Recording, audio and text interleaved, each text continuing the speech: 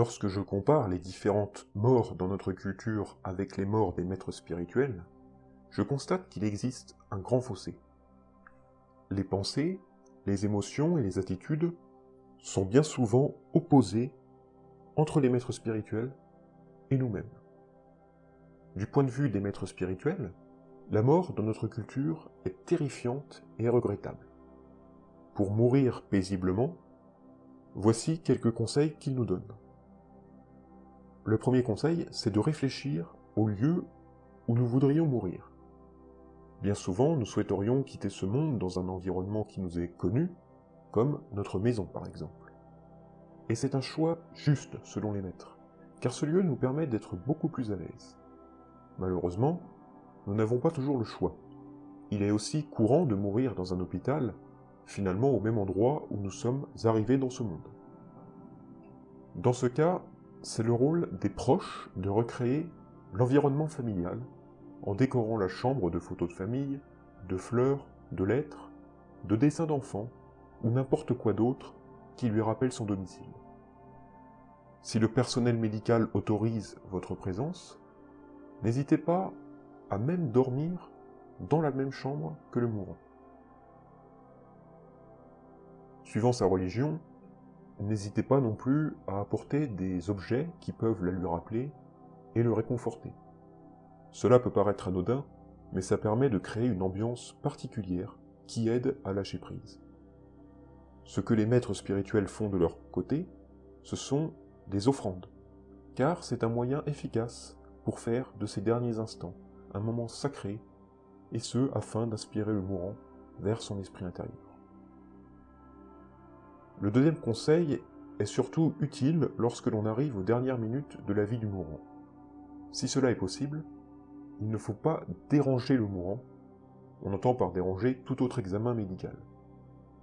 On peut anticiper cela en demandant à l'avance au personnel médical de ne plus intervenir.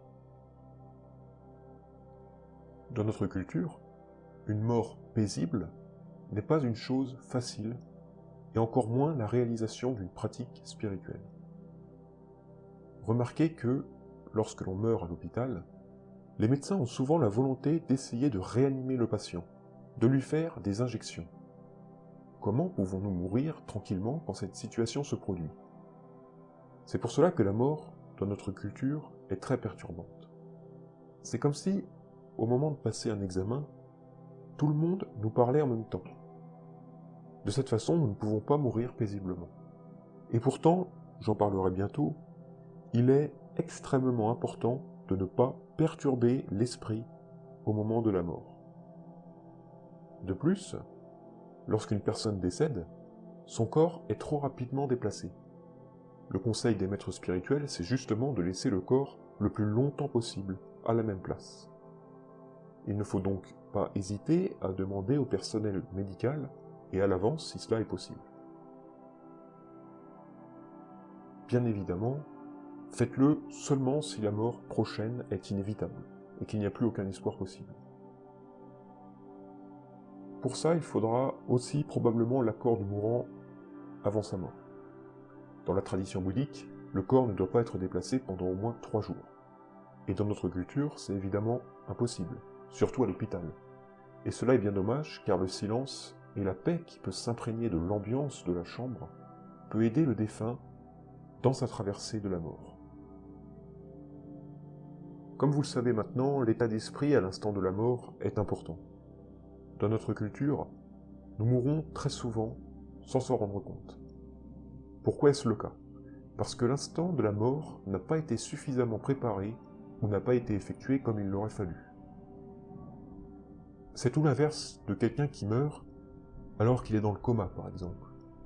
Mourir dans le coma, c'est d'abord vivre une expérience de mort imminente. Et on l'a vu, ceux qui vivent une expérience de mort imminente sont bien plus conscients que l'on peut le croire. Leur entrée dans le moment de la mort se fait donc de manière beaucoup plus consciente que lorsque nous sommes éveillés. Ceux qui vivent l'expérience de mort imminente sont conscients d'avoir effectué une sortie astrale et ont su décrire avec une grande précision tout ce qui a pu se passer autour d'eux pendant qu'ils étaient plongés dans le coma. Ce qu'il faut bien retenir, c'est qu'une personne dans le coma peut nous entendre. Nous devons donc faire très attention à ce que l'on dit et essayer de dire le plus de choses positives. En résumé, un mourant doit être assisté avant, mais aussi après sa mort. Nous allons en parler plus tard. Et pendant la mort, il faut solliciter l'aide du personnel médical pour que la transition entre la vie et la mort se fasse de manière indolore et de manière la plus calme possible. Chaque homme mérite de mourir dignement, et cela devrait être un droit, sans doute le plus important, bien plus que le droit à la liberté ou nos droits sociaux. Aider quelqu'un à mourir, c'est la plus grande preuve de charité. Et je terminerai cette vidéo là-dessus. On se retrouve la semaine prochaine pour une toute nouvelle vidéo.